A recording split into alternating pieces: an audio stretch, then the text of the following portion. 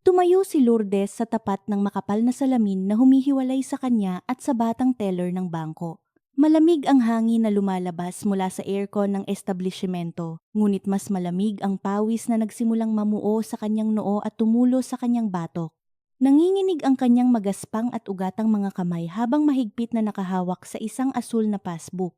Tila huminto ang pag-ikot ng mundo sa loob ng maikling sandali nang marinig niya ang mga salitang binitawan ng empleyada. Sinubukan ni Lourdes na magsalita ng maayos, ngunit nabasag ang kanyang boses nang muli siyang magtanong kung maaari ba nitong ulitin ang sinabi. Tumingala ang batang babae mula sa pagtipa sa computer. May halong pag-aalala at awa sa mga mata nitong nakasalamin. Ipinaliwanag nito ng mahinahon na 850 piso na lamang ang natitira sa kanyang account. Parang gumuho ang buong pagkatao ni Lourdes. 1,250,000 piso ang inilagay nila roon 8 buwan pa lamang ang nakararaan. Ang perang iyon ay hindi basta-basta dumating sa kanila. Katumbas iyon ng ilang dekadang pagbabanat ng buto ng kanyang asawang si Arturo bilang isang tsuper at ang sarili niyang paglalako ng mga kakanin at gulay sa maingay at mabahong palengke ng bayan. Iyon ang pondong pilit nilang inipon, itinabi, at pinagkaitan ang kanilang mga sarili ng kaunting ginhawa para lamang pandugtong sa buhay ng kanyang asawa. Ang perang iyon ay inilaan para sa napipintong bypass surgery sa puso ni Arturo. Nahihilo at pinagpapawisan ng malamig, humiling si Lourdes na ilabas ang buong listahan ng transaksyon. Narinig niya ang tuloy-tuloy na ugong ng makina habang nag-iimprenta ito ng isang mahabang papel. Nang inabot sa kanya ng teller ang nakatuping dokumento, kinuha niya ito na tila ba isang napakabigat na bagay. Nang basahin ni Lourdes ang mga nakasulat na numero, pakiramdam niya ay may malaking tipak ng bato na dumagan sa kanyang dibdib, pumipigil sa pagpasok ng hangin sa kanyang baga. 3 malalaking halaga ang magkakasunod na ibinawas mula sa kanilang pinaghirapan. 500,000 noong unang linggo, 500,000 makalipas ang 10 araw, at 400,000 at 70,000 piso noong nakaraang linggo lamang. Lahat ng ito ay may nakasulat na tala na ang pera ay inilipat patungo sa ibang account gamit ang mobile banking application ng kanyang telepono. Unti-unting luminaw ang madilim na katotohanan sa kanyang isipan, tila isang masamang panaginip na unti-unting nagkakaroon ng hugis sa gitna ng araw. Si Vanessa. Ang kanyang manugang na si Vanessa ang huling humawak ng kanyang account.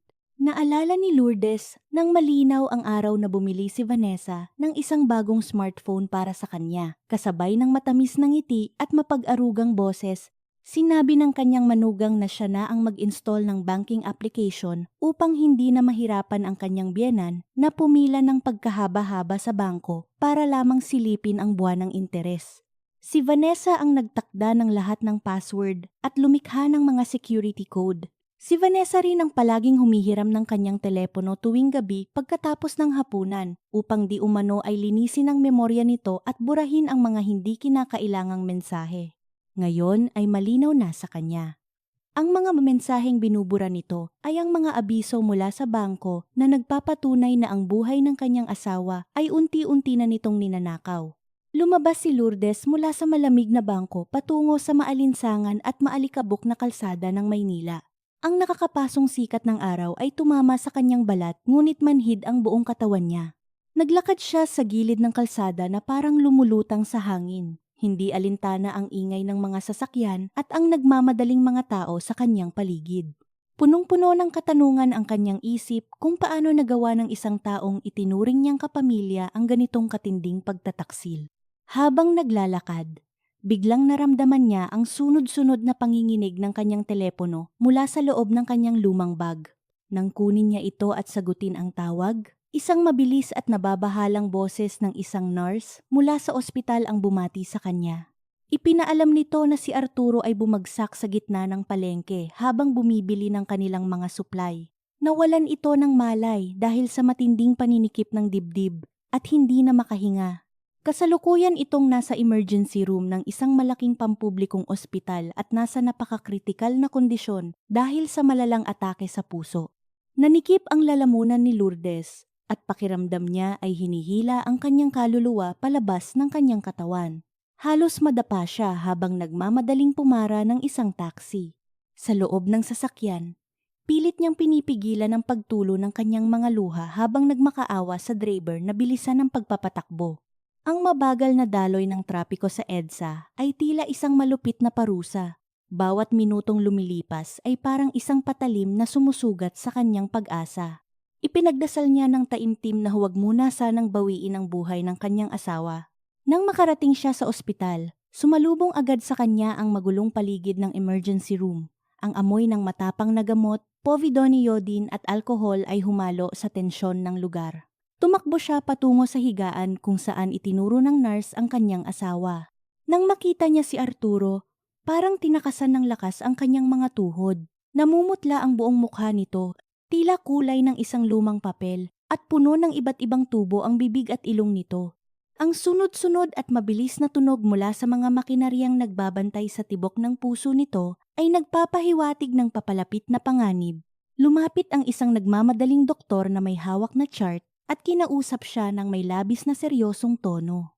Ipinaliwanag nitong nagkaroon ng malubhang pagbabara sa mga pangunahing ugat sa puso si Arturo. Kailangang sumailalim agad ang pasyente sa isang emergency bypass surgery upang magkaroon ng tsansang mabuhay. Ngunit dahil isa itong malaki at mapanganib na pamamaraan na nangangailangan ng mga espesyal na kagamitan bago nila masimulan ng operasyon, kinakailangan munang magbayad ang pamilya ng panimulang deposito na nagkakahalaga ng ₱250,000 para sa mga gamot at paghahanda sa operating room. ₱250,000. Tumingin si Lourdes sa doktor at tumango ng marahan, bagaman sa loob-loob niya ay parang pinupunit ang kanyang pag-asa.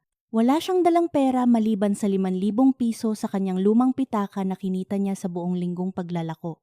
Ang kanyang buong buhay, ang kanilang kinabukasan, at ang tanging pag-asa ni Arturo na mabuhay ay walang awang nilimas ng asawa ng kanyang sariling anak. Umatras si Lourdes palayo sa higaan ng kanyang asawa at naglakad patungo sa medyo madilim at tahimik na bahagi ng pasilyo ng ospital. Nanginginig ang kanyang mga daliri habang kinukuha ang telepono mula sa kanyang bulsa. Hinanap niya ang pangalan ni Vanessa sa kanyang mga contacts at pinindot ang tawag. Nakikinig siya sa mahabang pagring sa kabilang linya. Umabot ng ilang ulit ang pagtunog ngunit walang sumasagot. Tinawagan niya itong muli, puno ng desperasyon at namumuong galit. Sa ikalawang pagkakataon, hindi na ito tumunog ng matagal. Pinatay ng kabilang linya ang tawag. Makalipas ang ilang segundo, pumasok ang isang automatikong mensahe mula kay Vanessa. Binasa ito ni Lourdes sa pamamagitan ng lumalabong paningin dahil sa pangingilid ng mga luha. Nakasulat sa mensahe na nasa isang napakahalaga at malaking pagdiriwang ang kanyang manugang kasama ang mga matataas na kaibigan sa isang kilalang hotel. Mariing ibinilin sa mensahe na huwag muna itong istorbohin dahil nakakahiya sa mga bisita nito at magte-text na lamang daw ito kapag may libreng oras na. Tinitigan ni Lourdes ang maliwanag na screen ng telepono habang pilit na inuunawa ang tindi ng kawalang hiyaan na kanyang nabasa.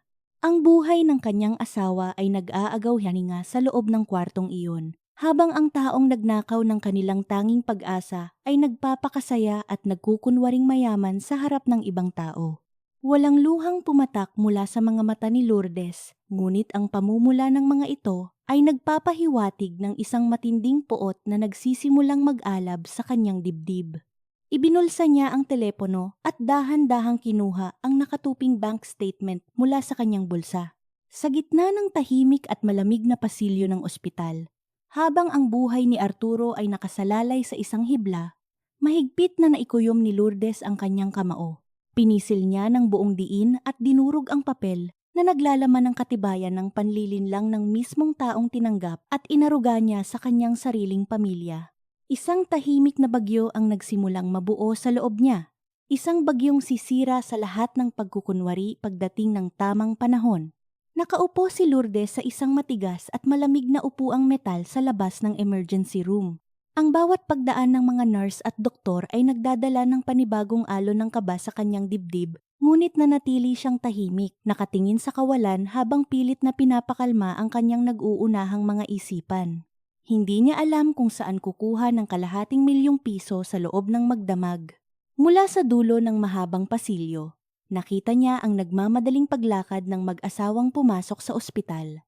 Si Joanna, ang kanyang anak-anakan na pinalaki niya ng may buong pagmamahal, ay halos madapa sa pag-akyat sa mga hagdan dahil sa labis na pag-aalala. Nakasunod dito ang asawa nitong si Carlo, na suot pa rin ang madumi at amoy langis na uniforme mula sa pinagtatrabahuang talyer. Nang makalapit, mabilis na niyakap ni Joanna ang kanyang kinikilalang ina habang patuloy na umaagos ang mga luha sa kanyang mga pisngi.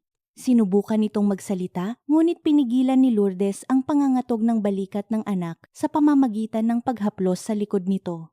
Hindi na kailangan ng maraming salita upang maiparamdam ang bigat ng sitwasyon. Mabilis na dumukot si Carlo sa kanyang lumang bag at inilabas ang isang makapal na sobre. Inabot niya ito kay Joanna at sabay silang lumapit sa estasyon ng NARS. Ipinaliwanag ni Joanna na iyon na ang lahat ng naipon nilang mag-asawa, isang halagang inilaan sana para sa pagpapaayos ng kanilang tumutulong bubong at bumabagsak na kisame. Ibinigay nila ang kabuuang 300,000 piso bilang paunang deposito upang makapagsimula ang ospital sa paghahanda para sa operasyon at nangakong hahanapan ng paraan ni Carlo ang natitirang balanse bago sumikat ang araw. Pinanood ni Lourdes ang kabutihang iyon mula sa kanyang inuupuan. Walang patak ng dugong nag-uugnay sa kanya at kay Carlo, ngunit ipinakita ng manugang na ito ang tunay na kahulugan ng malasakit. Matapos magbayad, lumapit si Carlo sa doktor. Magalang itong nagtanong tungkol sa mga gagamiting gamot, sa proseso ng bypass surgery, at sa mga kagamitang kakailanganin para sa pagpapagaling ni Arturo. Isinulat ni Carlo ang bawat detalye sa isang maliit na kuwaderno, tila isang tapat na sundalo na nag-aaral ng estratiya upang isalba ang kanyang general. Ang pagmamalasakit na ito ay nagpalambot sa nanigas na puso ni Lourdes, ngunit nagpalalim din sa sugat ng katotohanang ang sarili niyang dugo at laman ang pinagnakawan sila ng karapatang mabuhay. Lumalim ang gabi. Ang ingay ng ospital ay unti-unting napalitan ng nakakabinging katahimikan ng madaling araw. Eksaktong 1:00 ng umaga nang mapukaw ang atensyon ni Lourdes ng pamilyar na amoy. Isang matapang at matamis na pabango ang sumira sa amoy ng alkohol at gamot sa buong pasilyo. Mula sa pintuan ng pasilidad, naglakad papasok si Vanessa. Ang matutulis at matataas nitong takong ay lumikha ng ritmong tila ng bubulahaw sa tahimik na palapag habang tumatama sa mga baldosa. Nakasuot pa ito ng isang masikip na pulang bestida na nababalutan ng kinang na tila ba galing ito sa isang marangyang pagdiriwang at dumaan lamang sa ospital dahil napilitan. Kapansini-pansin ang makapal nitong make-up, lalo na ang mapulang labi na hindi man lang nag-abala nitong punasan. Huminto si Vanessa sa tapat ng salamin ng intensive care unit kung saan inilipat si Arturo matapos itong mabigyan ng paunang lunas. Tumitig ito roon sa loob ng ilang sandali bago lumingon kay Lourdes. Gumawa ito ng isang nakalulungkot na ekspresyon sa mukha at pilit na nagpatulo ng ilang patak ng luha na maingat nitong pinunasan gamit ang isang mamahaling panyo upang hindi masira ang nakapintang kolorete sa kanyang mga mata. Naglakad ito palapit kay Lourdes at nagsalita sa isang tinig na pilit pinalambing ngunit puno ng pagkukunwari. Idinahilan nitong labis itong nabigla sa nangyari at hindi agad nakapunta dahil hindi nito maiwan ang isang mahalagang pagpupulong sa negosyo. Idinagdag pa nito na babalik na lamang ito kinabukasan upang magbantay dahil masakit na di umano ang ulo nito sa dami ng iniisip. Hindi umimik si Lourdes. Tiningnan lamang niya ang kanyang manugang mula ulo hanggang paa. Ang kanyang pananahimik ay hindi tanda ng pagsang-ayon, kundi isang pagpigil sa nag-aalab na galit na handa ng sumabog anumang oras. Nakita niya kung paano sinilip ni Vanessa ang mamahaling relo nito, tila naiinip na makaalis sa lugar na iyon. Tumango lamang si Lourdes ng bahagya, isang senyales na tinatapos na niya ang walang kwentang pag-uusap. Mabilis na tumalikod si Vanessa at naglakad palayo. Hindi na lumingon pang muli sa biyenang nagnakaw sa kanyang kasakiman. 3:00 ng madaling araw nang dumating ang anak ni Lourdes na si Dennis. Halatang galing ito sa malayong biyahe mula sa probinsya. Gusot-gusot ang suot nitong polo shirt. Namumula ang mga mata dahil sa pagod at kakulangan sa tulog at hindi pa nakakapag-ahit ng balbas. Dumiretso si Dennis sa salamin ng kwarto ng kanyang ama at matagal na pinagmasdan ang nakaratay na matanda. Nakita ni Lourdes kung paano bumagsak ang mga balikat ng kanyang anak dahil sa matinding pangungulila at takot. Matapos ang mahabang pagtigil doon, lumapit si Dennis sa kanyang ina. Umupo ito sa tabi ni Lourdes at nagtanong kung magkano ang hinihinging paunang bayad ng ospital. Ipinaliwanag ni Lourdes nang mahinahon na nakapagbayad na sina Joanna at Carlo ng 300,000 piso at nangako ang mga ito na dadagdagan kinabukasan. Napakunot ang noo ni Dennis. Baka sa mukha nito ang matinding kalituhan. Nagtanong ito kung bakit kailangang gamitin ni na Joanna ang perang inipon ng mga ito para sa pagpapaayos ng bahay, gayong alam nitong may malaking pondo ang kanyang mga magulang. Sinabi nitong sapat ang 1,250,000 piso upang mabayaran ang buong operasyon at ang matagal na pagpapagaling ni Arturo.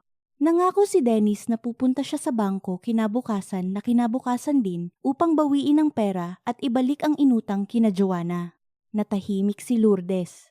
Tumingin siya sa dulo ng pasilyo kung saan nakita niya si Joanna na nakasandal sa pader habang tahimik na pinagmamasdan silang mag-ina. Hindi naglakas loob na lumapit upang hindi makaabala sa kanilang pag-uusap. Muling ibinalik ni Lourdes ang kanyang paningin kay Dennis. Nakita niya ang inosenteng mukha ng kanyang anak, isang lalaking tapat sa pamilya, ngunit naging bulag sa panlilinlang ng babaeng pinili nitong makasama habang buhay. Ito na ang tamang panahon. Wala nang dahilan upang itago ang naglalagablab na katotohanan. Dahan-dahang ipinasok ni Lourdes ang kanyang nanginginig na kamay sa bulsa ng kanyang lumang saya. Naramdaman ng kanyang mga daliri ang magaspang at nakusot na papel ng bank statement na itinago niya mula pa kaninang umaga. Hinugot niya ito at inilapag sa ibabaw ng tuhod ng kanyang anak. Tiningnan ni Dennis ang lukot na papel bago nagtatakang tumingin sa kanyang ina. Nagtanong siya kung ano ang kahulugan ng dokumentong iyon. Huminga ng malalim si Lourdes. Hindi niya iniba ang kanyang tono. Nagsalita siya ng may malamig, mabagal, ngunit nakakamatay na diin. Sinabi niyang ang perang inaasahan nitong magliligtas sa buhay ng kanyang ama ay wala na. Inutusan niyang basahin ni Dennis ang nakasulat sa papel, ang mga numerong nagpapatunay na ang kabuuang halaga ng kanilang inipon ay inilipat sa ibang account. Binuklat ni Dennis ang papel sa ilalim ng maputlang ilaw ng pasilyo. Kumunot ang kanyang noo habang binabasa ang pangalan ng kanyang ama bilang may-ari ng account at ang natitirang balanse na hindi man lang aabot sa 1,000 piso. Ibinaba niya ang kanyang paningin sa listahan ng transaksyon. 3 malalaking paglilipat ng pondo gamit ang mobile application. Nabigla si Dennis. Tumingala ito at tinanong kung sino ang naglakas loob na galawin ang pera nang hindi nagpapaalam, lalo na't ang kanyang ama lamang ang may karapatang maglabas nito. Tinitigan ni Lourdes ang mga mata ng kanyang anak. Nakita niya ang pagkasira ng mundo nito bago pa man niya bitawan ang mga salitang magbabago sa kanilang lahat. Sinabi niyang noong nakaraang mga buwan ay inudyukan ni Vanessa ang kanyang ama na maglagay ng application sa telepono nito. Si Vanessa ang nagtakda ng lahat ng password. Si Vanessa ang palaging may hawak ng telepono tuwing gabi.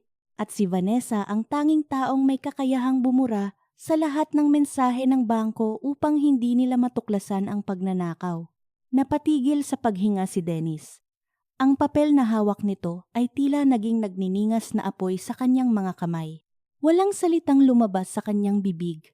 Ngunit ang labis na panginginig ng kanyang mga panga at ang pamumula ng kanyang mga mata ay sapat na upang maipahayag ang galit at pagtataksil na pumasok sa kanyang kamalayan.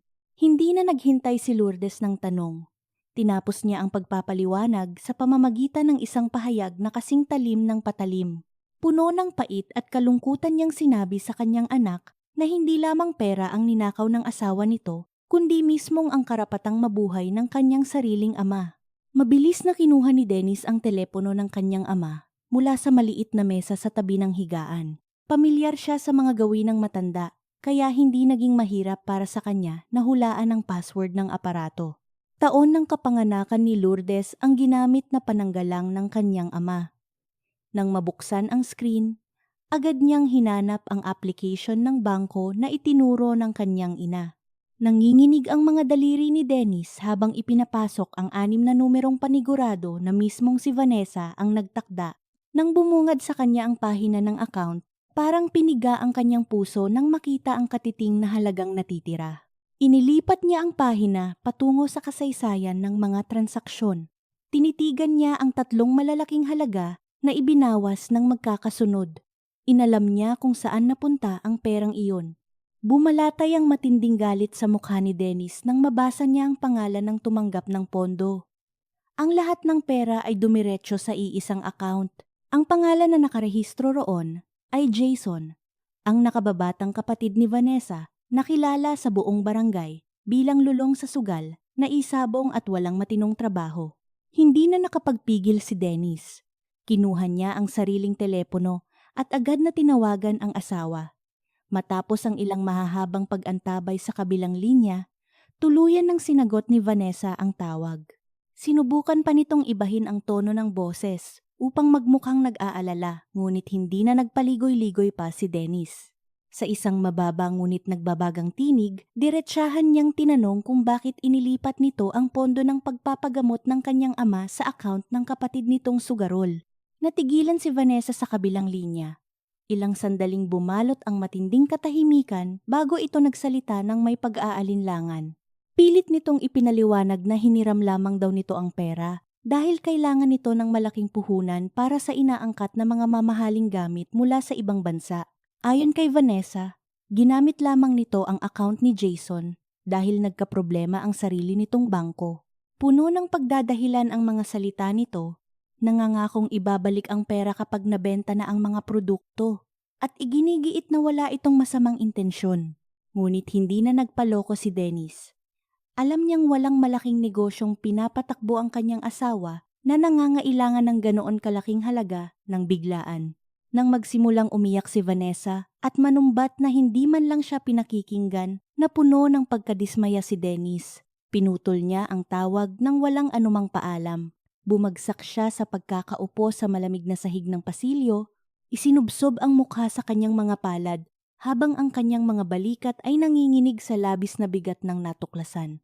Pinagmasdan lamang siya ni Lourdes mula sa kanyang inuupuan. Hindi siya lumapit upang patahanin ang anak dahil alam niyang kailangang damhin ni Dennis ang buong sakit ng pagtataksil upang tuluyan itong magising sa katotohanan. Sinabi na lamang niya sa anak na umuwi muna ito sa kanilang bahay upang makapagpahinga at makapagpalit ng damit dahil siya na muna ang magbabantay kay Arturo. Wala nang nagawa si Dennis kundi sumunod. Pagsapit ng umaga, napagpasyahan ni Lourdes na umuwi sandali sa kanilang bahay sa labas ng Maynila upang kumuha ng mga karagdagang gamit para sa ospital at silipin ang kanyang apong si Liam. Pagpasok niya sa pintuan, sumalubong agad sa kanya ang tahimik na paligid. Naroon ang kanyang apo, nakaupo sa sopa sa sala at tutok na tutok sa isang tablet. Nang makita ni Liam ang kanyang lola, agad itong tumakbo palapit at yumakap sa kanyang baywang. Ipinakita ng bata ang screen ng gadget na hawak nito. Mayroong isang video mula sa social media na ipinost mismo ni Vanessa noong nakaraang gabi. Inilapit ni Lourdes ang kanyang paningin sa maliwanag na screen. Ang video ay nagpapakita ng isang bagong-bagong Mitsubishi Montero na kulay pilak kumikinang sa ilalim ng araw at nakaparada sa tapat ng bahay ni Vanessa sa probinsya. Sa tabi ng magarang sasakyan ay nakatayo si Eusebio, ang ama ni Vanessa. Nakasuot ito ng magandang polo at malapad ang pagkakangiti habang hinahaplos ang makintab na pinto ng sasakyan. May mga nakasulat na malalaking letra sa ibaba ng video. Malinaw na ipinagmamalaki roon ni Vanessa ang halaga ng sasakyan na aabot sa 2 milyong piso. Nagpasalamat pa ito di umano sa kanyang asawang si Dennis dahil sa walang sawang pagsuporta nito sa kanyang mga magulang. Ipinagmalaki nitong ang sasakyan ay regalo nila para kay Eusebio upang hindi na ito mahirapan sa pagbiyahe at hindi na maliitin ng mga kapitbahay. Paulit-ulit na pinanood ni Lourdes ang maikling video. Bawat pag-ikot ng eksena ay tila pagbaon ng isang makapal na pako sa kanyang kaluluwa.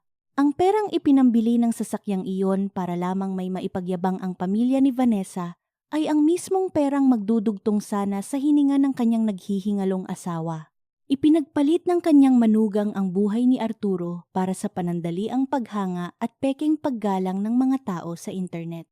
Isang matinding pagnanasa para sa atensyon na binayaran gamit ang kanilang dugo at pawis.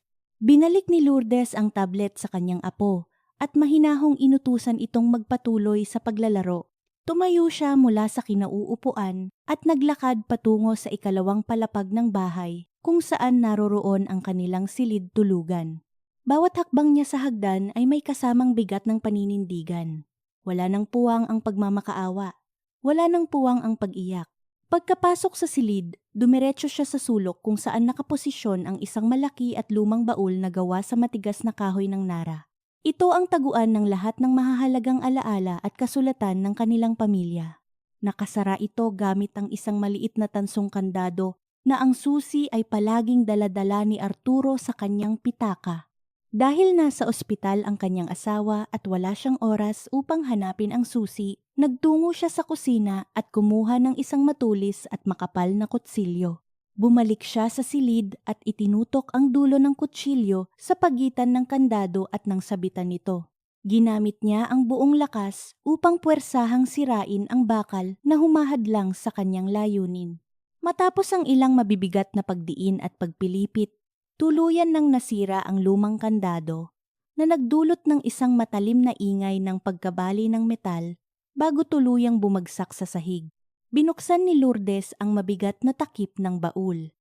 Amoy ng lumang kahoy at alikabok ang sumalubong sa kanya. Hinawi niya ang mga nakatuping kumot na hinabi pa sa probinsya, ang mga lumang album ng larawan, at ang ilang mga barong Tagalog na isinuot ni Arturo noong kapanahunan nito. Sa pinakailalim ng lahat ng ito ay may isang maliit na kahon na nababalutan ng isang kupas na telang pelus. Kinuha niya ang kahon at binuksan ito. Sa loob ay nakahimlay ang isang lumang rosaryo na yari sa madilim na kahoy.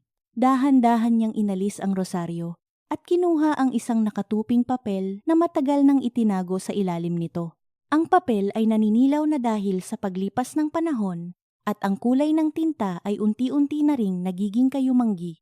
Maingat na binuklat ni Lourdes ang papel. Nakasulat doon ang isang formal na kasunduan sa pag-utang na naganap 25 taon na ang nakararaan. Maliwanag na nakasaad ang pangalan ni Eusebio bilang umutang at ang halagang 400,000 piso na hiniram nito mula sa mag-asawang Arturo at Lourdes.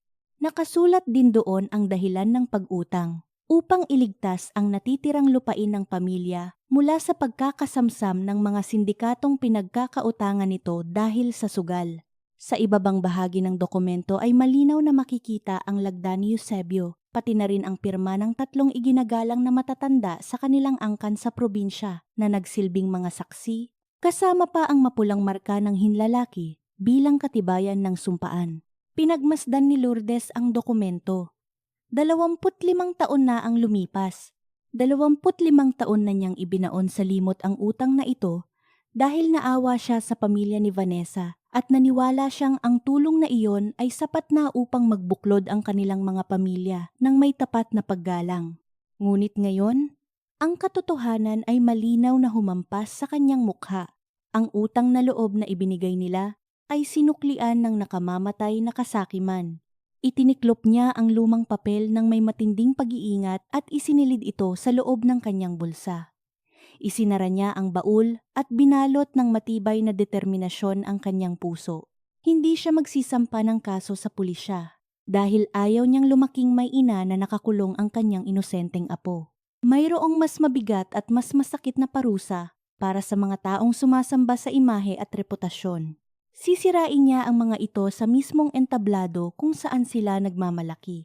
Kukunin niya ang lahat ng ninakaw ng mga ito, kasama ang lahat ng natitirang dangal ng kanilang angkan. Isang mabigat at nakasusuyang katahimikan ang bumalot sa buong kabahayan nang dumating si Dennis mula sa ospital. Wala nang natira sa maaliwalas na mukha ng kanyang anak. Napalitan ito ng matinding pagod, galit at pait. Dumiretso si Dennis sa hapagkainan at marahas na ibinagsak ang kanyang dalang bag. Sunod niyang inilapag ang nakatuping bank statement at isang puting papel na naglalaman ng formal na papeles para sa annulment. Mula sa ikalawang palapag, dahan-dahang bumaba si Vanessa. Suot pa rin nito ang kanyang pambahay na seda at tila bagong gising lamang mula sa isang mahaba at mahimbing na tulog. Kumunot ang noo nito nang makita ang asawa. Ngunit nang dumapo ang kanyang paningin sa mga dokumentong nakakalat sa mesa, biglang namutla ang kanyang mukha. Hindi na naghintay si Dennis ng pagbati. Sa isang boses na mababa ngunit nanginginig sa puot, inutusan niya ang asawa na basahin ang bawat linyang nakasulat sa bank statement. Hinihingi niya ang paliwanag kung bakit ang buhay ng kanyang ama ay ipinagpalit sa isang makintab na sasakyan para lamang maipagmalaki sa social media. Sa halip na humingi ng tawad, mabilis na nagbago ang anyo ni Vanessa. Mula sa pagkabigla, napalitan ito ng matinding depensa. Nagsimula itong umiyak ng malakas, isang pag-iyak na sinamahan ng panunumbat at pagmamalaki.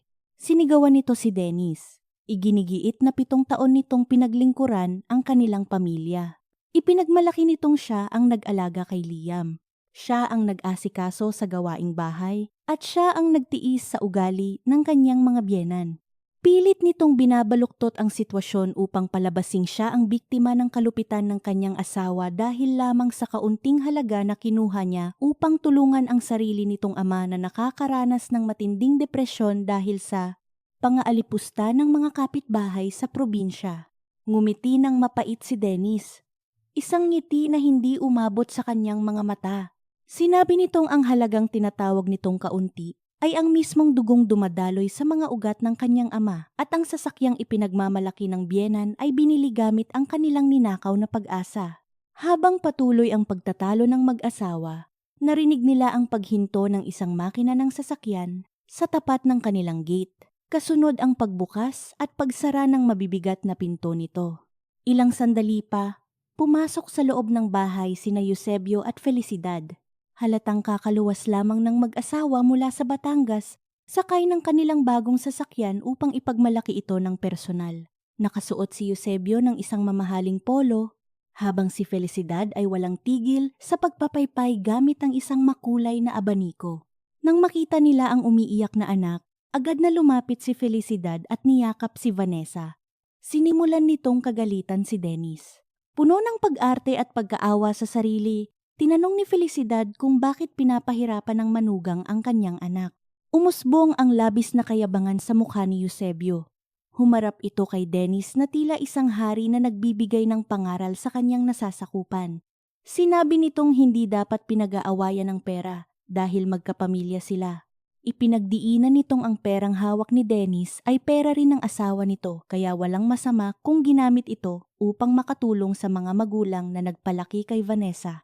Wala raw nakawan na nangyari, isa lamang itong simpleng paghiram na hindi na dapat palakihin pa. Sa isang sulok ng sala, tahimik lamang na nakaupo si Lourdes mula pa kanina. Pinagmamasdan niya ang bawat galaw, naririnig ang bawat kasinungalingan, at sinusukat ang bawat patak ng kawalang hiyaan na lumalabas sa bibig ng mga magulang ng kanyang manugang. Nang marinig niya ang salitang simpleng paghiram mula kay Eusebio, dahan-dahang tumayo si Lourdes. Naglakad siya patungo sa kusina, kumuha ng isang basong babasagin at sinalinan ito ng malamig na tubig. Humakbang siya pabalik sa sala at tumayo sa mismong harapan ni Eusebio. Hindi sumigaw si Lourdes. Hindi siya nagpakita ng anumang marahas na emosyon. Tinitigan lamang niya ang ama ni Vanessa nang may yelong lamig sa kanyang mga mata. Ipinaalala ni Lourdes na ang perang kinuha nila ay galing sa pagbebenta ng kanyang maliit na lupaing minanapa sa mga ninuno at sa ilang dekadang pagtitiis ni Arturo. Idinagdag niyang nasa bingit ng kamatayan ang kanyang asawa ngayon dahil wala silang maibayad sa ospital.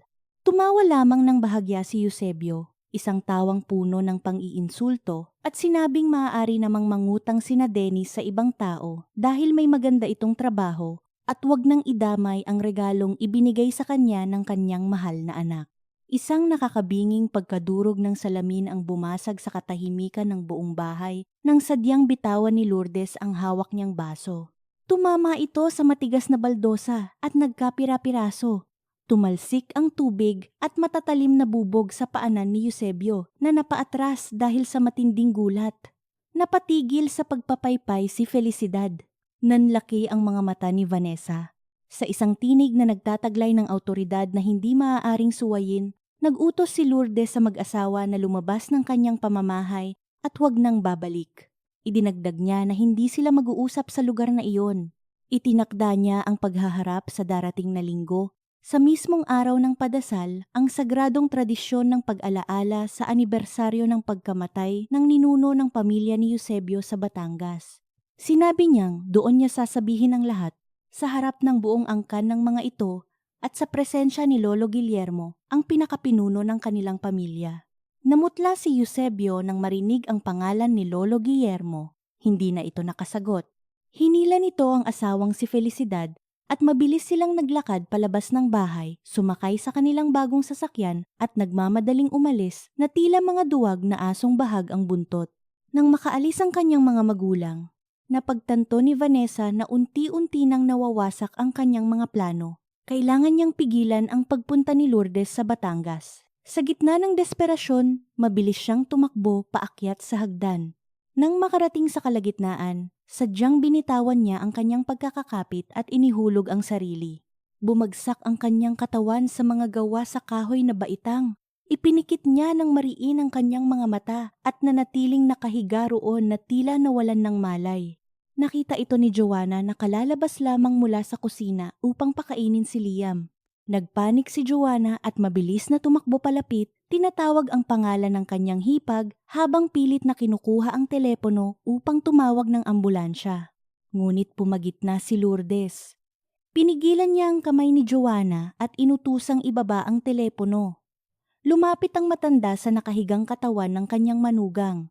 Tiningnan niya ng maigi ang ayos nito. Ang mga binti ni Vanessa ay maayos na nakatiklop. Ang kanyang mga kamay ay hindi nakabalandra kundi maingat na nakapatong sa kanyang tiyan upang hindi masugatan, at malinaw na nakikita ni Lourdes ang mabilis na paggalaw ng mga talukap ng mata nito kahit nakapikit. Nagsalita si Lourdes ng malakas at malinaw. Tinitiyak na maririnig ito ng babaeng nagpapanggap. Sinabi niyang bibilang siya ng 3. Kung hindi babangon si Vanessa, hindi ambulansya ang tatawagan niya kundi ang mga pulis, upang ireklamo ito ng malawakang pagnanakaw ng pondo ng pamilya. Nagsimula siyang bumilang. 1. Walang galaw mula sa nakahigang katawan. 2. Nagsimulang manginig ang mga daliri ni Vanessa. Bago pa man mabigkas ni Lourdes ang 3 bilang, dahan-dahang iminulat ni Vanessa ang kanyang mga mata. Umupo ito sa hagdan, puno ng puot at pagkapahiya ang mukhang nakatingin sa kanyang biyenan. Inutusan lamang siya ni Lourdes na tumayo at mag-impake ng mga damit dahil sasama ito sa kanya pabalik sa Batangas. Walang nagawa si Vanessa kundi ang yumuko at tahimik na umakyat patungo sa kanyang kwarto, bitbit ang labis na kahihiyan. Sa buhay ng tao, may mga hangganan ang kakayahang magtiis. Ang salitang pagtitimpi o pasensya na madalas ituro ng lipunan bilang pinakamataas na birtud ng isang babae, ay kadalasang nagiging patalim na unti-unting sumusugat sa sarili nitong tagadala. Kadalasan, ang walang hanggang pag-unawa at ang bulag na pag-aalay ng utang na loob ay hindi nagbubunga ng pasasalamat. Sa halip, ito ay nag-aalaga ng mga buitreng nagbabalat kayong kapamilya mga nilalang na sanay kumain ng iyong sakripisyo at tahimik na naghihintay na ikaw ay mamatay upang tuluyan nilang malapa ang iyong mga buto. Ang katahimikan ni Lourdes sa mga nakalipas na taon ay hindi tanda ng kahinaan o pagpapasailalim. Pinili niyang manahimik dahil naniwala siyang ang pagpapakumbaba ay magdudulot ng kapayapaan. Ngunit nang makita niya kung paano ginamit ng mga ito ang kanyang kabaitan upang nakawin ang mismong hininga ng kanyang asawa, natapos ang panahon ng pagiging martir. Kapag ang balat ng pagkukunwari ay tuluyan ng nalapnos at ang mukha ng kasakiman ay malinaw ng nakangiti sa iyong harapan, ang tanging natitirang katwiran ay ang durugin sila ng walang natitirang awa. Sapagkat may mga taong hindi natututo sa mabuting pangaral. Natututo lamang sila kapag ang kanilang peking dangal ay tuluyan ng binasag at ipinakain sa kanila ng pilit. Naging napakabigat ng hangin sa loob ng umaandar na sasakyan habang binabagtas nila ang mahabang kalsada palabas ng Maynila patungo sa lalawigan ng Batangas. Walang sino man ang nagtangkang magsalita. Mahigpit ang hawak ni Dennis sa manibela. Ang kanyang mga mata ay nananatiling nakatutok sa daan, ngunit bakas sa kanyang mukha ang matinding puyat at patuloy na pag-iisip. Sa likurang upuan, nakayuko lamang si Vanessa. Yakap-yakap ang sarili habang nakatingin sa kawalan. Sa unahang upuan naman ay tahimik na nakaupo si Lourdes. Hawak-hawak ang telepono ng kanyang manugang na sapilitan niyang kinuha bago sila umalis ng bahay. Habang binabagtas nila ang tahimik at maalikabok na kalsada ng probinsya, naramdaman ni Lourdes ang sunod-sunod na pagyanig ng telepono ni Vanessa na nasa ibabaw ng kanyang kandungan. Isang hindi pamilyar na numero ang patuloy na tumatawag.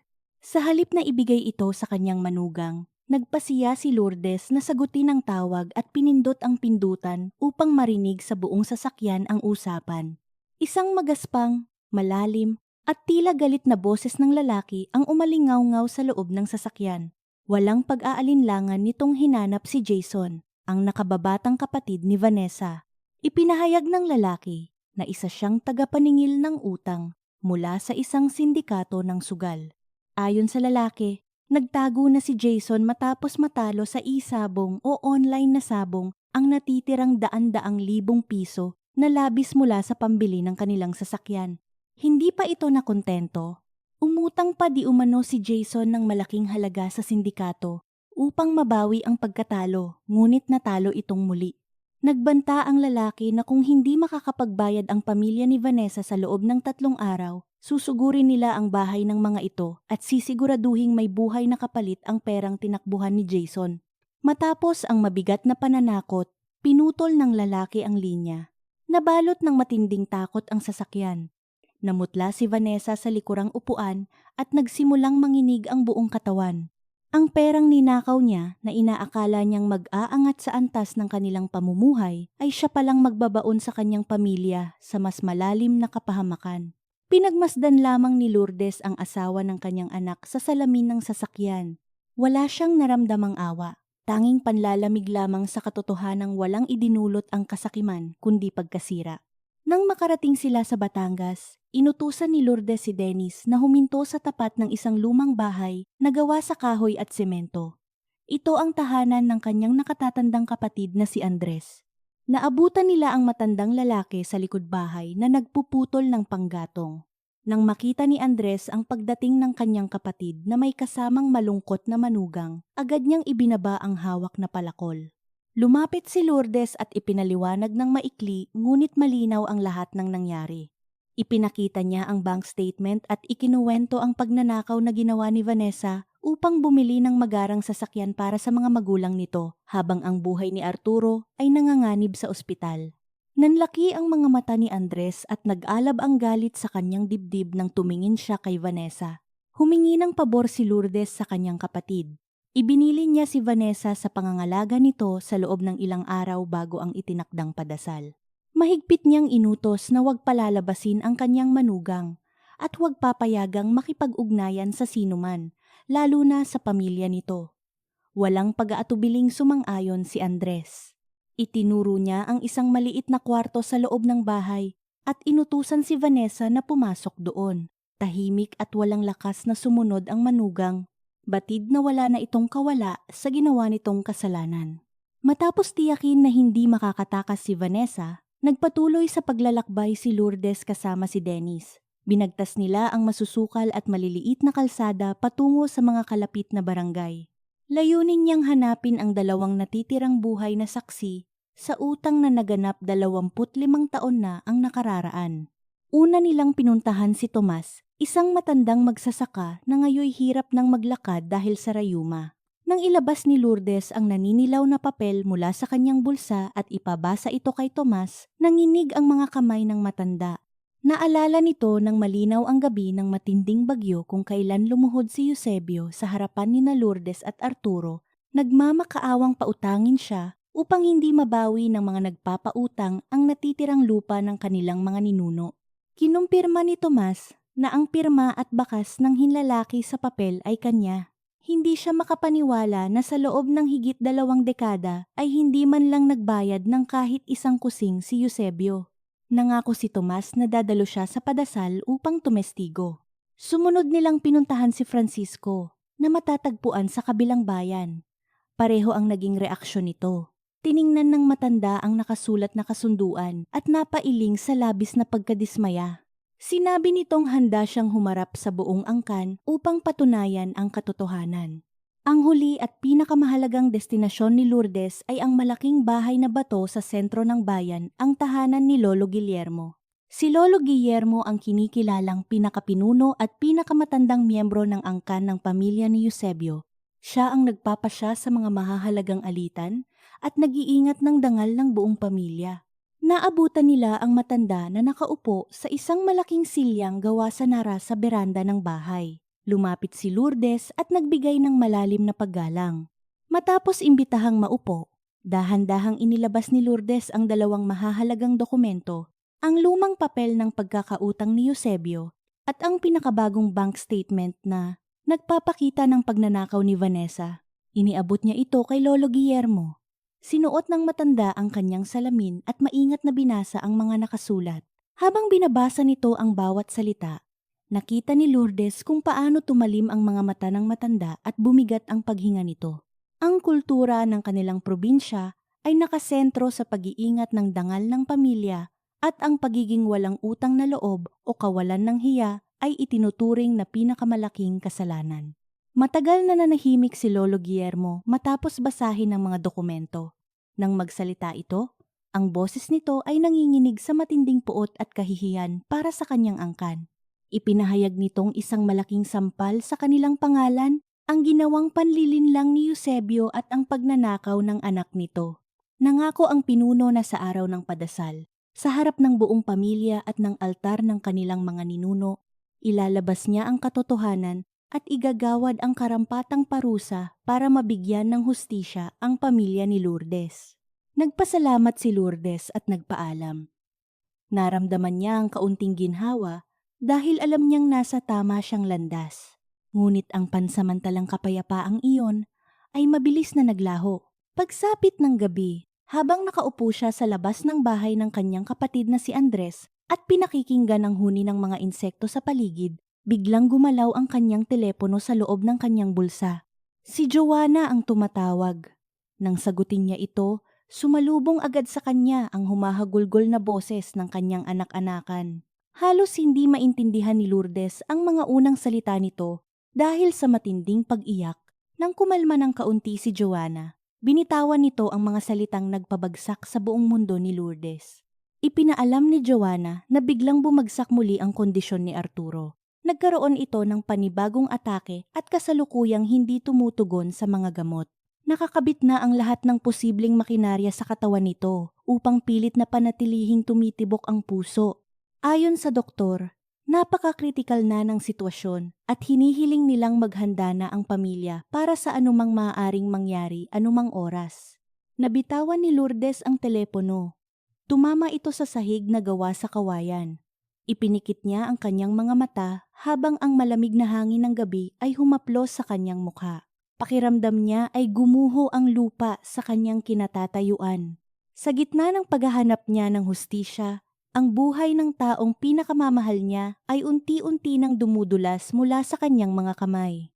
Mabilis na lumabas si Dennis mula sa loob ng bahay nang marinig ang gulo sa labas. Halos matumba siya nang makita ang kanyang ina na nakatayo sa gitna ng kadiliman, hawak ang teleponong nahulog sa sahig.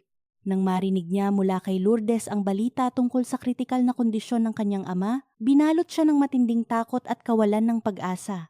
Nagsimulang magpanik si Dennis.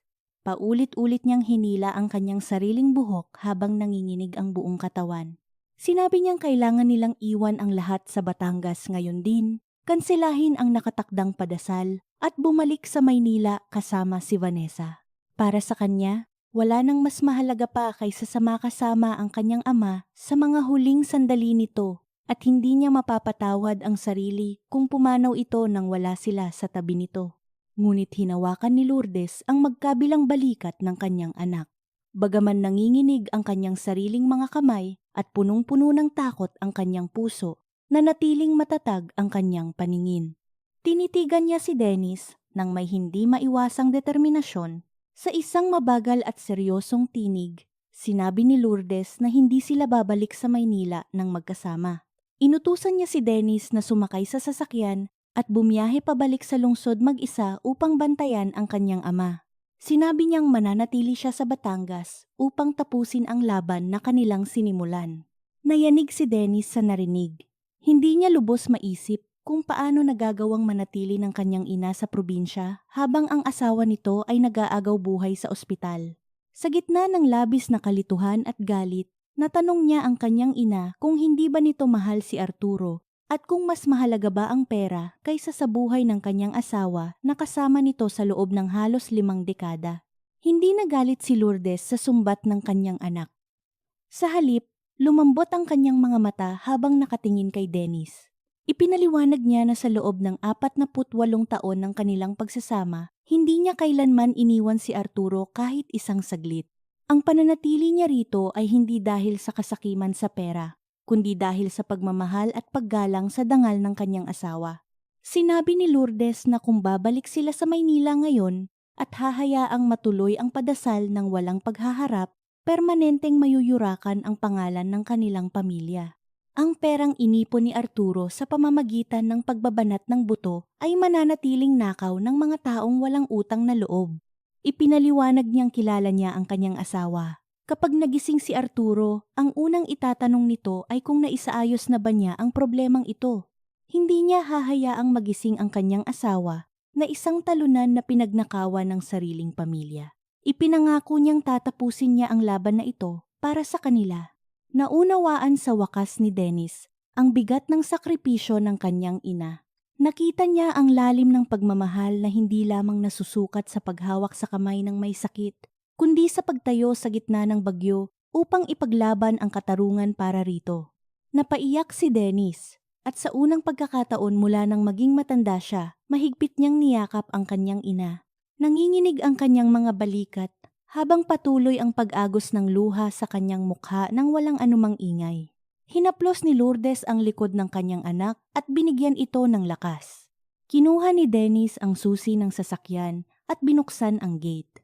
Umingay ang makina ng sasakyan bago ito dahan-dahang umalis.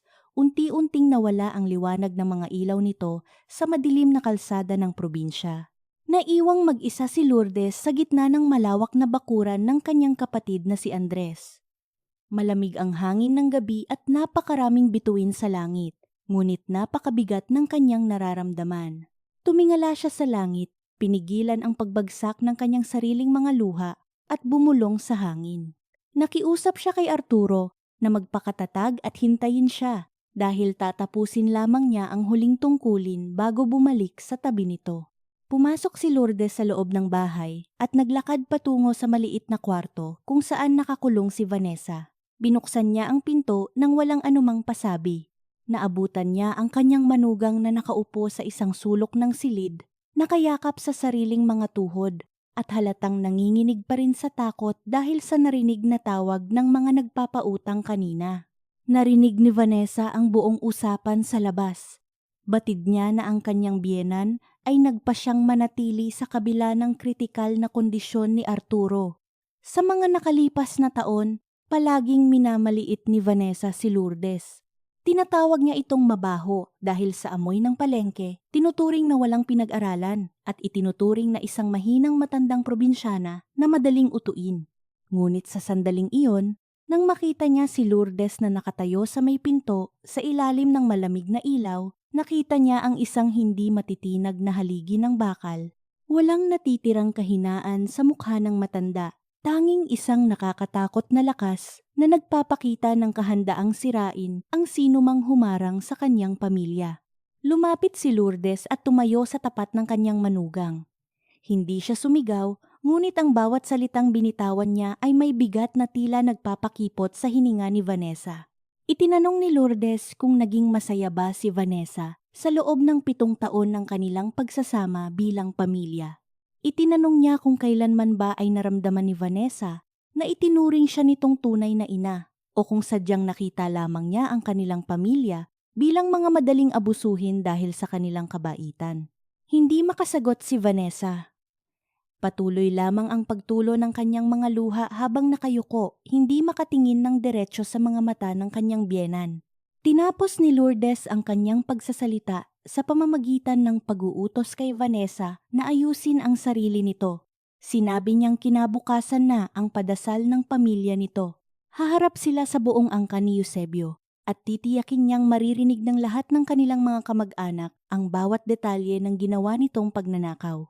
Sinabi niyang kailangang maging handa si Vanessa na tanggapin ang buong bigat ng kahihiyan na idinulot nito sa kanilang dalawang pamilya. Isinara ni Lourdes ang pinto ng kwarto, iniwan ang kanyang manugang sa gitna ng kadiliman at ng sarili nitong multo ng nakaraan. Samantala, sa labas, ang gabi ay tila mas lalong lumalamig habang papalapit ang oras ng paghuhukom. Napakainit ng hapon na iyon sa probinsya ng Batangas. Ang bakuran ng malaking ancestral house ni Eusebio ay punong-puno ng mga kamag-anak na dumalo sa padasal para sa anibersaryo ng pagkamatay ng kanilang ninuno. Nakalatag ang 4 na mahahabang mesa na puno ng mga tradisyonal na pagkain, ngunit ang karaniwang masayang ingay ng mga reunion ay napalitan ng isang kakaiba at mabigat na tensyon. Alam ng lahat na may darating na hindi inaasahang pagtutuos. Sa dulo ng kalsada, lumitaw si Lourdes. Naglalakad siya ng may tuwid na tindig, suot ang isang simpleng barot saya na walang anumang palamuti. Sa likod niya ay nakasunod si Vanessa, na tila isang anino na nawalan ng sariling lakas. Wala itong kolorete sa mukha, magulo ang buhok at nakayuko habang hawak-hawak ang dulo ng kanyang damit. Nang makapasok sila sa bakuran, unti-unting naputol ang mga usapan ng mga tao hanggang sa mabalot ng nakakabinging katahimikan ang buong paligid. Sa gitna ng beranda, nakaupo si Lolo Guillermo sa kanyang silyang nara, suot ang isang pormal na barong Tagalog.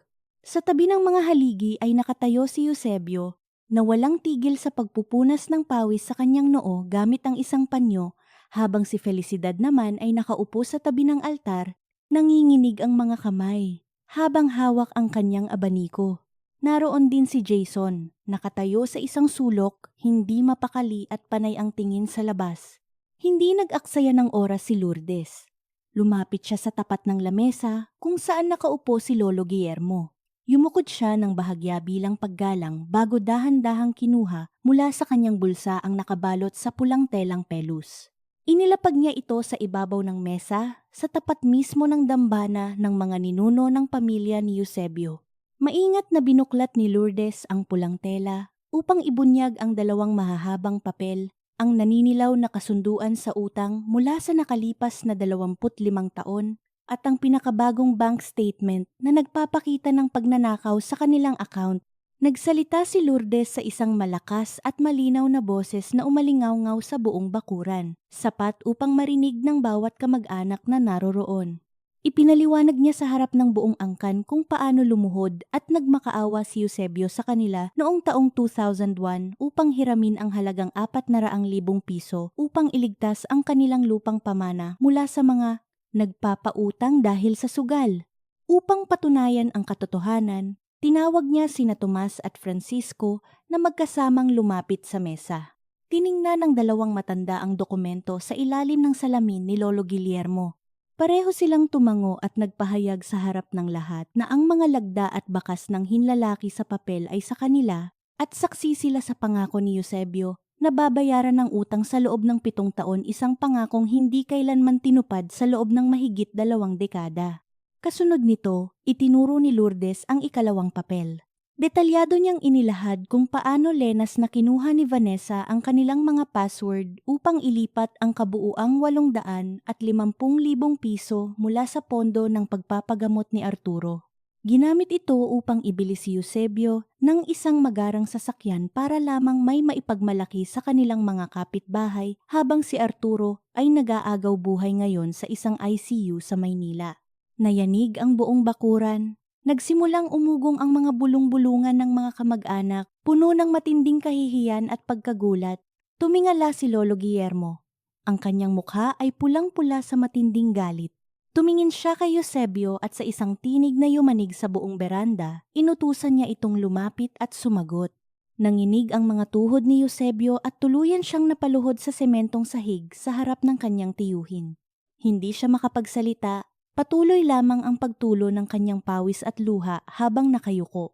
Nang pilitin siyang sumagot ni Lolo Guillermo, sa wakas ay umamin si Eusebio na totoo ang lahat ng nakasulat sa kasunduan at wala pa siyang nababayarang kahit 1 piso sa pamilya ni Lourdes. Tumayo si Lolo Guillermo mula sa kanyang silya. Hawak ang kanyang tungkod. Humarap siya sa buong pamilya at iginawad ang kanyang pinal na desisyon. Una, ipinahayag ng pinuno na ang buong angkan ay kailangang mag-ambag upang bayaran ang kabuuang 1,250,000 piso kay Lourdes sa loob ng 4 na buwan upang linisin ang kahihiyang idinulot ni Eusebio. Ikalawa, formal na itiniwalag si Eusebio sa pagkakaisa ng pamilya. Tinanggalan ito ng karapatang makilahok sa anumang usapin ng angkan at binawi ang susi ng kanilang mga lupang pamana. Hindi na ito kikilalaning bahagi ng pamilya dahil sa pagdadala ng pinakamalaking kahihiyan. Ikatlo, hinarap ni Lolo Guillermo si Vanessa at si Jason. Sinabi niyang ang pagnanakaw ni Vanessa ay isang krimeng walang kapatatawanan at kung hindi lamang nakiusap si Lourdes para sa kapakanan ni Liam, hahayaan niyang mabulok ito sa kulungan. Tungkol naman kay Jason, nalaman ng lahat na natalo nito sa sugal ang natitirang pera mula sa sasakyan at kasalukuyan itong tinutugis ng mga mapanganib na tao. Ipinahayag ng pinuno na walang sino man sa pamilya ang magbibigay ng kahit isang kusing upang iligtas si Jason mula sa kanyang mga nagpapautang. Napatili si Felicidad sa matinding shock at gulat bago tuluyang nawalan ng lakas at napaupo sa gilid ng altar, habang si Jason naman ay napasandal sa haligi. Blanko ang mga mata dahil sa kawalan ng pag-asa. Si Vanessa ay tuluyang bumagsak sa kanyang mga tuhod sa tabi ng kanyang ama, umiiyak ng walang patid habang ang kanyang mukha ay nadumihan ng maskara, yakap-yakap ang sarili sa gitna ng matinding kahihiyan sa harap ng lahat ng kanilang mga kamag-anak. Kinuha ni Lourdes ang kanyang mga dokumento. Maingat na binalot muli sa pulang pelus at dahan-dahang lumakad palabas ng bakuran nang hindi lumingon kahit isang saglit. Tapos na ang kanyang tungkulin dito. Ang mukha ng kasakiman ay tuluyan ng winasak sa harap ng dambana ng kanilang sariling mga ninuno. Sa ilalim ng gintong sikat ng araw ng hapon, ang lahat ng binuong pangarap ng kasakiman ay mabilis na naglaho na parang abo na tinangay ng hangin. May mga tao na nag-aakalang ang mukha at reputasyon ay binuo mula sa mga materyal na bagay, mga magagarang sasakyan, makikinang na alahas, at mga peking papuri sa social media. Ngunit sa oras na mabasag ang salamin ng katotohanan, doon lamang nila napagtatanto na ang lahat ng iyon ay parang isang bahay-bato na itinayo sa ibabaw ng buhanginan.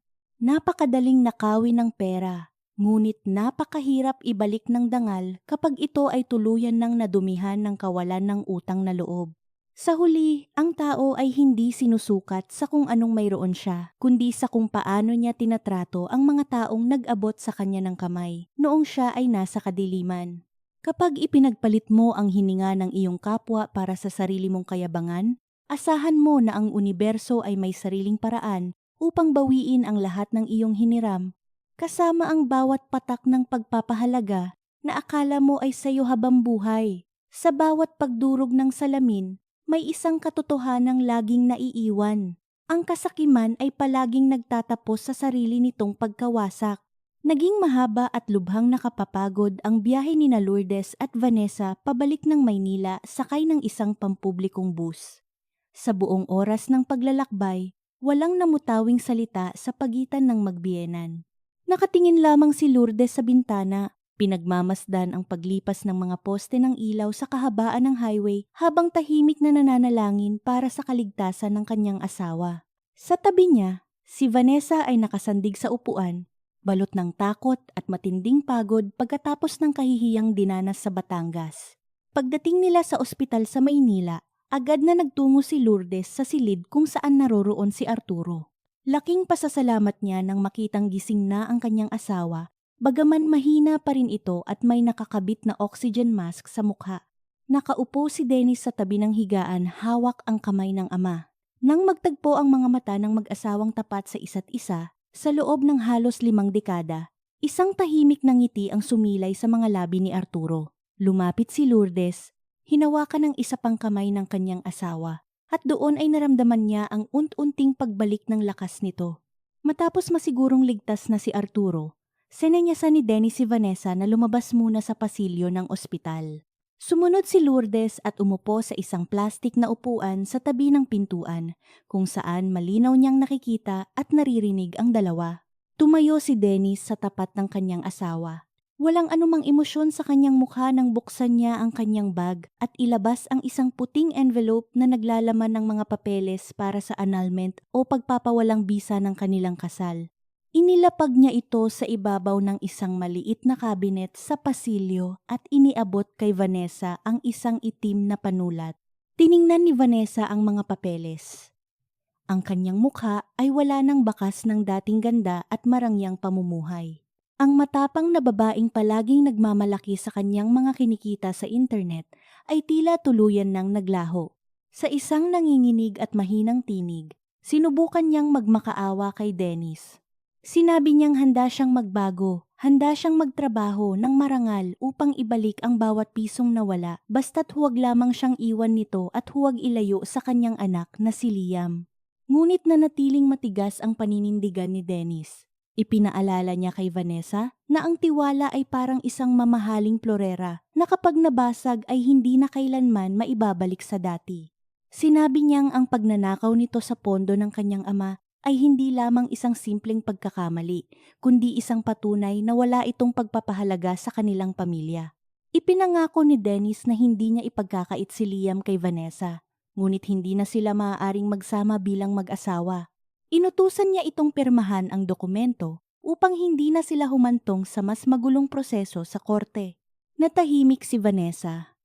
Napagtanto niya na wala na siyang magagawa upang baguhin ang pasya ng kanyang asawa. Dahan-dahan niyang kinuha ang panulat mula sa kanyang inuupuan. Pinanood ni Lourdes ang bawat galaw ng kanyang manugang. Narinig niya ang marahang pagkiskis ng dulo ng panulat sa puting papel habang inilalagay ni Vanessa ang kanyang lagda sa ibaba ng dokumento na nagpapatunay sa pagtatapos ng kanilang 7 taong pagsasama. Matapos lagdaan ang papeles, ibinalik ni Vanessa ang panulat kay Dennis. Humarap siya kay Lourdes na nakaupo pa rin sa tabi ng pintuan.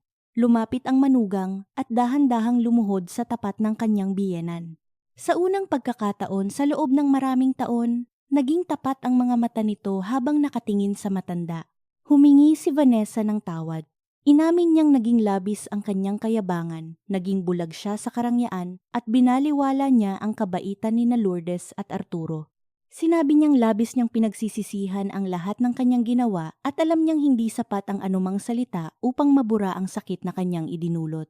Tiningnan ni Lourdes si Vanessa nang may malalim na seryoso sa kanyang mga mata. Hindi niya hinawakan ang kamay nito, ngunit hindi rin niya ito itinaboy. Nagsalita ang matanda sa isang mahinahon ngunit makapangyarihang tinig. Sinabi ni Lourdes kay Vanessa na hindi niya ito pinapatawad, ngunit hindi rin niya ito kinamumuhian. Ipinaliwanag niyang magkaiba ang dalawang bagay na iyon. Ang galit sa kanyang puso ay lumipas na. Ngunit ang tiwala at ang sakit na idinulot nito sa kanyang asawa ay hindi basta-basta mabubura ng isang simpleng paumanhin. Inutusan niya si Vanessa na bumalik sa kanyang magulang sa probinsya, magtrabaho ng marangal at simulan ang pagbabayad sa kanyang sariling mga utang sa bangko. Idinagdag ni Lourdes na kapag dumating ang araw na handa na si Vanessa na tumingin ng diretso sa mga mata ni Liam nang walang anumang itinatagong kahihiyan, doon lamang siya papayagang lumapit muli sa bata. Tumayo si Vanessa, pinunasan ng kanyang mga luha, at bahagyang yumukod bilang huling paggalang. Tinalikuran niya ang mag-ina at dahan-dahang naglakad patungo sa dulo ng pasilyo ng ospital. Pinanood ni Lourdes ang papalubog na bulto ng kanyang dating manugang hanggang sa tuluyan itong mawala sa likod ng pinto ng elevator. Ang babaeng pumasok sa kanilang buhay na may labis na kayabangan ay umalis na walang dalang anuman kundi ang mabigat na pasanin ng kanyang sariling mga pagkakamali. Pumasok muli si Dennis at Lourdes sa silid ni Arturo. Umupo sila sa tabi ng higaan ng matanda, nakikinig sa mahina at pantay na paghinga nito habang natutulog. Sa unang pagkakataon sa loob ng maraming araw, naramdaman ni Lourdes ang kaunting gaan sa kanyang dibdib. Habang nakaupo, naramdaman niya ang muling nanginginig na telepono sa kanyang bulsa. Kinuha niya ito at tiningnan ang screen. Isang opisyal na abiso mula sa kanyang bangko ang lumitaw. Nakasaad doon na pumasok na ang unang hulog na nagkakahalaga ng 300,000 piso mula sa pamilya ni Lolo Guillermo sa Batangas. Tumingin si Lourdes sa kanyang asawa na mahimbing na natutulog. Hinawakan niya ang kamay nito at bumulong ng napakahina. Sinabi niyang nagsimula na ang pagbabalik ng katarungan para sa kanila at hindi na muling mag-iisa si Arturo sa kanyang paglaban sa sakit. Ang simula ng kanilang bagong bukas ay unti-unti nang nagkakaroon ng liwanag. Lumipas ang ilang buwan at unti-unting bumalik ang normal na takbo ng buhay para sa pamilya ni Lourdes. Matapos ang ilang linggong pananatili sa ospital, tuluyan nang nakalabas si Arturo. Bagaman kailangan pa rin itong gumamit ng tungkod para sa paglalakad, masigla na ang kanyang pangangatawan at maayos na ang tibok ng kanyang puso. Nagpasya silang mag-asawa na ibenta ang malaki at nakapapagod na 3 palapag na bahay sa Maynila. Sa tulong ni Dennis, mabilis nilang naibenta ang ari-arian at bumili ng isang mas maliit ngunit malawak na bungalow sa isang tahimik na subdibisyon sa Cavite. Ang bagong bahay ay may malawak na bakuran na may tanim na punong bayabas at kaimito. Dito ay malayang nakapaglalaro ang kanilang apong si Liam pagkatapos ng klase. Naging mas madalas din ang pagbisita ni na Joanna at Carlo. Tuwing katapusan ng linggo, sumasakay si Carlo sa kanyang motorsiklo mula sa talyer upang dalhin ang mga sariwang prutas at tingnan ang kondisyon ni Arturo. Si Carlo ang palaging nag-aayos ng mga gamot ng matanda. Alam niya ang bawat schedule ng pag-inom nito at madalas silang magkwentuhan sa ilalim ng punong bayabas habang nagkakape. Isang hapon, habang pinagmamasdan sila ni Lourdes mula sa kusina, napangiti siya ng marahan. Sino nga ba ang mag-aakalang ang manugang na hindi nila kadugo ang magiging pinakamatibay na sandigan ng kanilang pamilya sa oras ng matinding pagsubok? Habang maayos ang takbo ng buhay sa Cavite, naging iba naman ang naging kapalaran ng pamilya ni Vanessa sa Batangas. Ang mga balitang ito ay nakarating kay Lourdes sa pamamagitan ng mga tawag ni Lolo Guillermo tuwing nagpapadala ito ng buwanang hulog para sa pagbabayad ng utang. Inatake sa puso at na-stroke si Eusebio ilang linggo matapos ang kahihiyang nangyari sa padasal. Bagaman nabuhay ito, naging meos ang mukha nito, hindi na makapagsalita ng maayos at permanenteng nakaratay sa higaan. Si Felicidad na dating palaging nagmamalaki sa buong bayan ay napilitang manatili sa loob ng bahay upang mag-alaga sa kanyang asawa. Nakakaranas ito ng matinding kahihiyan dahil tuwing lumalabas ito upang mamili, tinalikuran at iniiwasan ito ng kanilang mga kamag-anak at kapitbahay. Ang reputasyong iningatan nila sa pamamagitan ng mga kasinungalingan ay tuluyan ng nadurog. Si Jason naman ay napilitang tumakas patungo sa isang malayong lalawigan sa Hilaga upang magtago sa mga nagpapautang sa sugal. Nagtatrabaho ito ngayon bilang isang manggagawa sa isang pabrika ng mga kahoy sa ilalim ng nakapapasong sikat ng araw. Nagpapadala ito ng 2,000 piso buwan-buwan para sa pambili ng gamot ng kanyang ama, ngunit hindi na ito kailanman nagpakita pa sa Batangas dahil sa takot na matunton ng mga sindikato. Si Vanessa ay bumalik din sa probinsya at nakatira ngayon sa isang maliit na kwarto sa likod bahay ng kanyang ina. Upang mabuhay at mabayaran ang kanyang mga obligasyon, nagpasiya itong magtrabaho sa basang palengke ng bayan. Tuwing 3:00 ng madaling araw, gumigising na ito upang magtinda ng mga sariwang gulay at isda. Gupit lalaki na ang kanyang buhok, wala na ang kanyang mga mamahaling damit at ang kanyang mga kamay ay naging magaspang at sugatan dahil sa paghawak ng mga yelo at kutsilyo. Ang dating may-ari ng isang sikat na online shop sa Maynila ay naging isang simpleng tindera na lamang sa palengke na hindi na makikilala ng mga dating kaibigan. Masipag din nitong binabayaran ang kanyang personal na utang sa bangko na nagkakahalaga ng 600,000 piso. Nakiusap si Vanessa sa pamunuan ng bangko na payagan siyang bayaran ito sa loob ng 5 taon, kaya buwan-buwan ay nagpapadala siya ng 4,000 piso sa kanila. Bukod dito, nagpapadala rin si Vanessa ng 500 piso buwan-buwan sa account ni Dennis para sa mga pangangailangan ni Liam. Isang gabi, ipinakita ni Dennis kay Lourdes ang isang maliit na bankbook. Sinabi nitong hindi niya kailanman ginastos ang kahit 1 piso mula sa ipinapadala ng kanyang dating asawa. Sa halip, inilagay niya ang lahat ng iyon sa isang hiwalay na trust account na nakapangalan kay Liam upang magamit ng bata kapag lumaki na ito.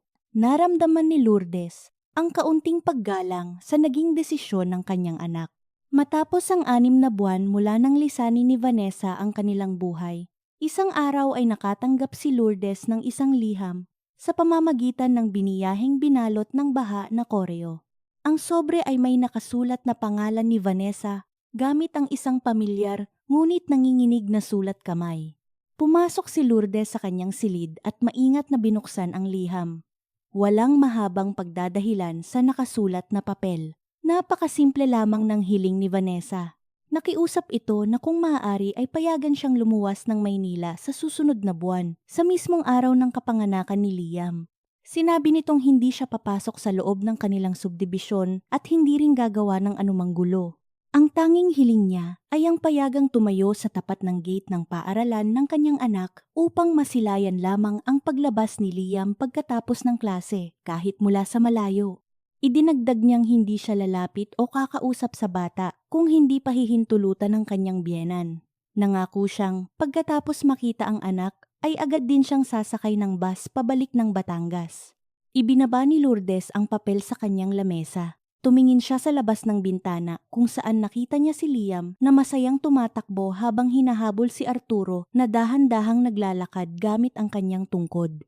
Naramdaman ni Lourdes ang isang malalim na pagtatalo sa kanyang loob. Ang pait ng nakaraan ay naroon pa rin, ngunit nakikita niya ang unti-unting pagbabago ng kanyang dating manugang. Ang mapait na puno ng kanilang nakaraan ay tila nagsisimula ng magbunga ng tapat na pagsisisi.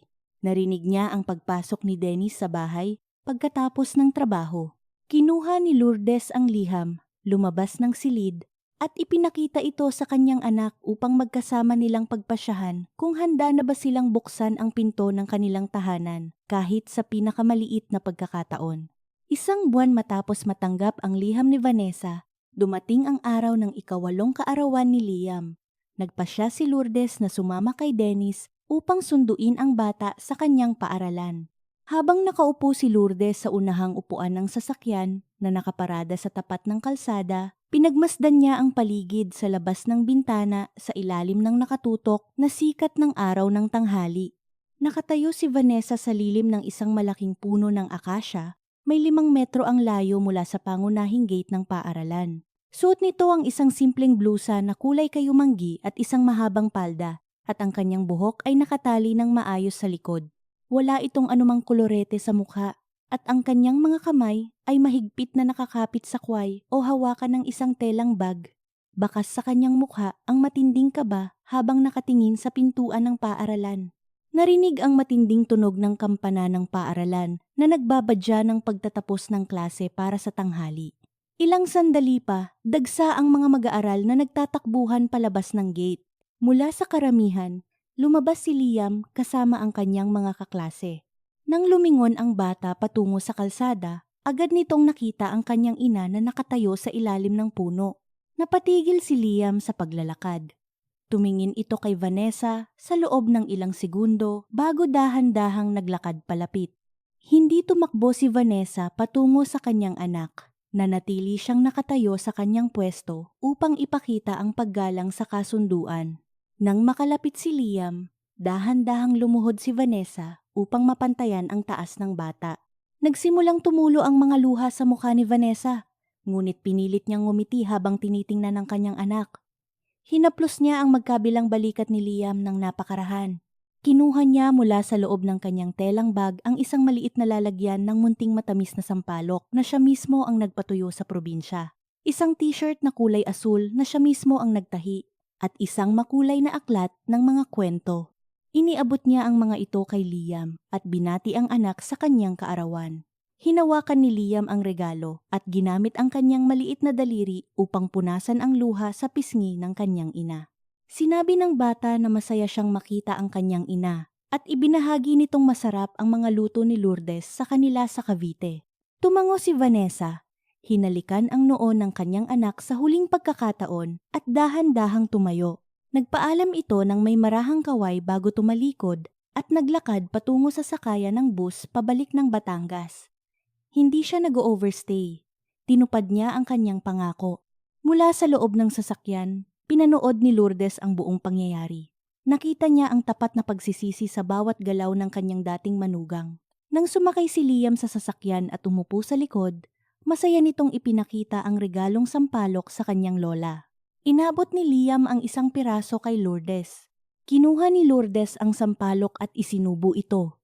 Lasang-lasa niya ang tamang-tamang asim at tamis, isang lasang nagmula sa tapat na pagbabanat ng buto at pagtitiis. Tumango siya at sinabi sa apo na masarap ang gawa ng kanyang ina. Nagpasya si Lourdes na itabi ang lalagyan ng sampalok sa ibabaw ng cabinet sa kusina. Sa loob ng isang buwan, bawat pagdaan niya roon ay tinitingnan niya ito. Nang medyo matuyo na ang mga prutas, dinurog niya ito upang ihalo sa asin at gawing sawsawan para sa mga hilaw na mangga na paboritong kainin ni Liam. Ang dating mapait na bunga ay unti-unti nang naging kapaki-pakinabang para sa pamilya. Pagkalipas ng 4 na buwan, pumasok sa account ni Lourdes ang huling hulog mula sa pamilya ni Lolo Guillermo sa Batangas. Ang kabuuang 1,250,000 piso ay tuluyan nang nabayaran ng buong angkan ni Eusebio. Sa pamamagitan ng pagkakaisa ng pamilya sa probinsya, nalinis ang kahihiyang idinulot ng kasakiman ng isang tao. Kinuha ni Lourdes ang lumang pulang telang pelus na naglalaman ng kasunduan sa utang mula sa nakalipas na 25 taon. Tiningnan niya ang mga kupas na lagda ni na Tomas at Francisco. Sinabi sa kanya ni Arturo na maaari na nilang sunugin ang papel dahil bayad na ang lahat, ngunit nagpasya si Lourdes na ibalik ito sa loob ng lumang baul. Sinabi niyang itatabi niya ito hanggang sa sumapit si Liam sa kanyang 18 taon upang ipakita sa bata ang bigat ng katapatan at ang halaga ng pag-iingat sa dangal ng pamilya. Isang hapon nakaupo sina Lourdes at Arturo sa beranda ng kanilang bahay sa Cavite. Ang sikat ng araw ay banayad na tumatama sa mga dahon ng punong kaimito habang si Liam ay abala sa pagsusulat ng kanyang takdang aralin sa tabi ng mesa. Humigop si Arturo ng mainit na tsaa at hinawakan ang kamay ng kanyang asawa. Tumingin si Lourdes sa kanyang pamilya at nakaramdam ng isang malalim at tahimik na kapayapaan. Sa pagtatapos ng mahabang biyahe ng buhay, may mga katotohanang naiiwan sa puso ng bawat isa na tila isang malalim na gabi. Sa buhay ng tao, may mga perang hindi inilaan upang gastusin o ipagmalaki sa iba. Ang mga ito ay nilikha upang maging proteksyon sa oras na ang mga mahal sa buhay ay nakaratay na sa higaan ng sakit. May mga papel na may nakasulat na utang na hindi dapat sunugin. Ang mga ito ay kailangang itabi sa pinakamalalim na bahagi ng baul upang magsilbing paalala sa mga susunod na salinlahi na ang dangal ay hindi binibili, kundi iniingatan sa pamamagitan ng bawat desisyon. At may mga matatandang biyenan na pinipiling manahimik at hindi gumawa ng marahas na ingay, hindi dahil sa sila ay natatakot o walang lakas, kundi dahil sa labis na pagmamahal sa kanilang mga apo upang hindi lumaki ang mga ito na may dalang matinding galit sa kanilang mga magulang. Para sa bawat manugang at anak na naglalakbay sa mundong ito, palaging tandaan ang isang napakasimpleng katotohanan. Ang mga magulang ng ating piniling kabiyak ay ating mga magulang din. Ang bawat punong ating itinatanim ngayon sa pamamagitan ng ating mga gawa ay siyang aanihin ng ating mga anak paglipas ng 30 taon. Ang bunga ba nito ay magiging matamis na nagpapakita ng utang na loob o magiging mapait na puno ng kahihiyan at panlilinlang? Ang desisyon ay nasa ating mga kamay. Huwag nating hintayin na ang isang lumang papel ay ilapag sa harap ng dambana ng ating mga ninuno bago natin maunawaan na ang matandang babaeng may mapuputing buhok na tahimik na nakaupo sa sulok ay matagal nang nakakakita, nakakarinig, at nakakaunawa sa bawat patak ng ating pagkukunwari. Ang buhay ay may sariling paraan ng pagbabalik ng lahat ng ating ibinigay at sa huli, ang katarungan ay palaging dumarating sa mga taong marunong maghintay ng may tapat na puso.